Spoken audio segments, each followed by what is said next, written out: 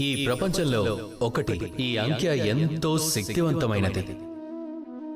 మీరు జీవితాన్ని ఒకేసారి గడుపుతారు, మీరు ఒకేసారి జన్మిస్తారు, మృత్యువు కూడా ఒకేసారి సంభవిస్తుంది.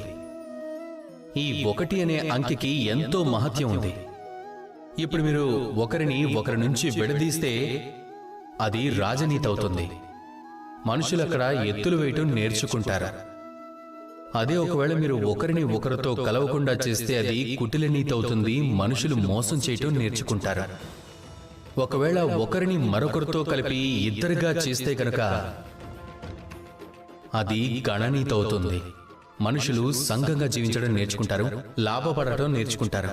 ఒకవేళ మీరు ఒకదాని నుండి ఒకదాన్ని శూన్యం చేస్తే దాన్ని ఆధ్యాత్మికత అంటారు.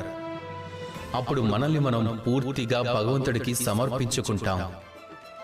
అలాగే ఒకవేళ మీరు ఒకదానితో మరొక దాన్ని రెండింటినీ కలిపి కూడా ఒక్కటిగా చేరిస్తే అప్పుడు దాన్ని ప్రేమనీతి అని అంటారు.